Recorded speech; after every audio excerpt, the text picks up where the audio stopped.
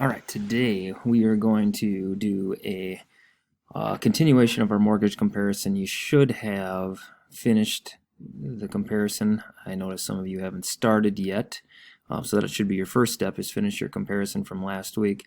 But we're going to just do one additional comparison here in Module 6, looking at the difference between a $250,000 home here and a $150,000 home. So what I have in front of me is the assignment.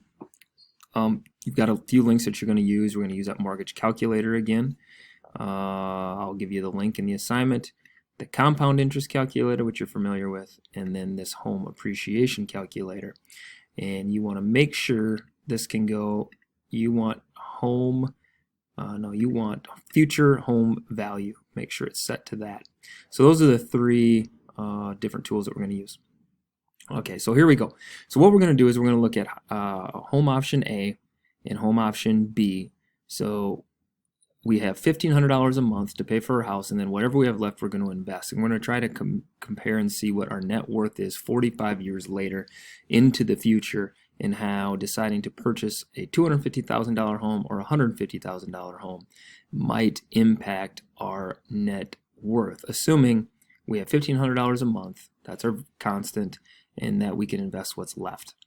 So here's a couple things that you got to pay attention to. We're going to compare and kind of work through one at a time, and then we'll get a side-by-side comparison.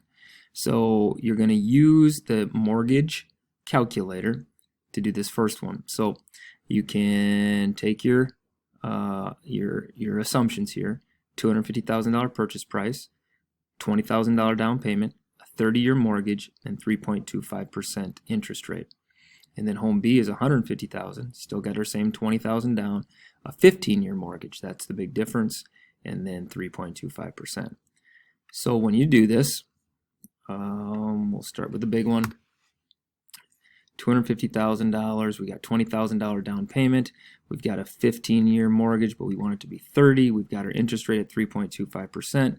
That gives us a payment of $1,355, and then you can come right here and put $1,355. And I would like for you to make sure that you change, if you could, put those into blue text so it's easier for me to see. All right, now we're going to go through and use that. Remember the amortization schedule? And this is going to allow us to then see every payment, and now we can kind of go through the chart. It says how much interest would we be paying over the first 15 years. So here we're in 2021. We got to go to 10 years would be 31, another 5 would be 36. So we got to go all the way to 2036. There you are. So at the end of 2036, we've paid $191,000 in, $94,000 principal. We paid $96,000 in interest. So that would be the number that we would take, and it's also going to be asking for our balance. So principal still left to pay. So that's what we have left. This is what we've paid in interest. So you can put that number in here. You can put the principal that we still have left. Again, you can see that right here. That's our balance. That's what we still have. So we still owe $135,000 on that loan. We've paid $96,000 in interest. And then you can look and go on down the line, interest paid over 30 years. So we'll go down all the way to the bottom, and you can see this interest kind of substantially racking up on us here. We're going to pay $130,000 in interest over the life of this loan. So there you've got that, and you can do that for home A and home B. Repeat the steps. Okay. Now here's the difference. 15 years of principal still to pay off. In 15 years, you're going to not have, this should be zero, right? You're not going to have anything left to pay off because that house is yours. So this will be the interest over the life of the loan, and this too will be the same. All right, the interest you paid in 15 years is going to be the same because you're not going to pay any more interest after the 15th year because you own the home. So then you can go into your total investment in the house. So interest plus purchase price. You can see that down here. All right. This is your total payments right here. That's going to be your total investment. That's going to be the principal that you borrowed on top of the interest that you paid. $360,000. You actually got to add in your $20,000 down payment as well. So that'd be 380,000. And now we get into the retirement portion of it. So here's what we got to look at. I had $1355. Okay, $1355, and I have $1,500 a month to spend. I'm spending $1355 on my mortgage. That leaves me with about $145 remaining. So I have $145 that I can invest every month. Okay, $145 and invest that every month. What I want to do is take that times and find how much I can put in a year. So my annual addition, all right, 145 times 12 gives me $1,740 per year. So $1,740 per year. Years to grow. Well, you got to look at your assignment. After 10, so you need to know what it grows in 10 years. And we said 7%, and we calculate that it's going to be 25,723. So you can put that in what your retirement account is going to be, okay, after 10 years. Well, after 30, remember, you're going to only have this amount, that $145 a year, a month, for 30 years, because you're paying that house off for 30 years. So you don't get to up it.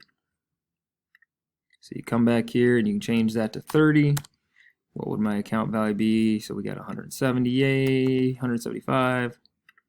Throw that in there. 45. Now here's where it changes, because what happens is now you've got your house paid off. Okay, so 30 years in the future, house is paid off. Now you have the full $1,500 to invest for the last 15 years. So what you're going to do is take this. This is going to be this is where we're at in 30 years. So imagine we're 30 years out. Okay, 30 years out. We're going to put that in there, and now, okay, we have $1,500 a month. We're going to take that times 12. That's 18,000. So we could actually max out a 401k, just pretty close.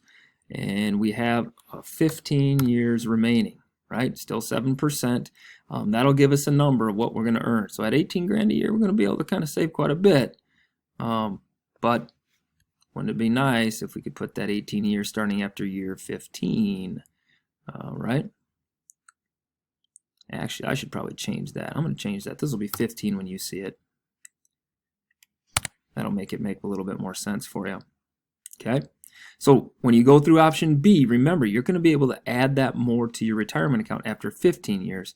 Here on the Home A, it's got to be after 30.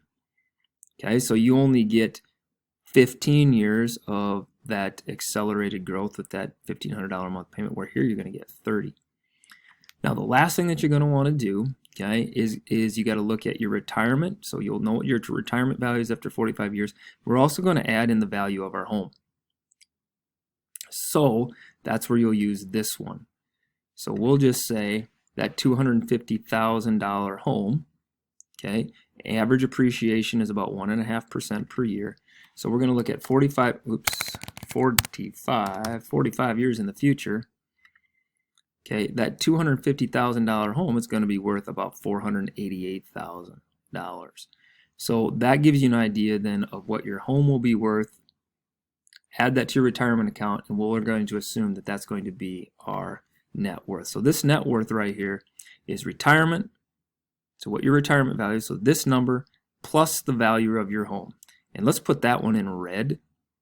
That'd be awesome. Put it in red, and that way we can see that.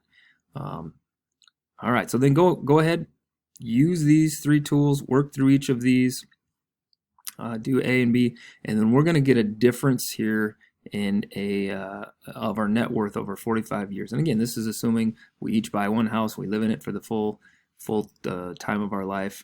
Maybe it's not realistic, but at least gives us an idea of the impact of buying an expensive home, a more expensive home, but more importantly, that what we can do in the difference between our mortgage and getting that home paid off sooner.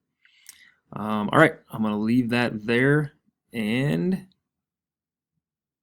if you have any other questions, we'll try to address them when I come back tomorrow. But try to get through it. Do your best. If you have questions, you can maybe ask somebody in class and get through it together. All right, bye.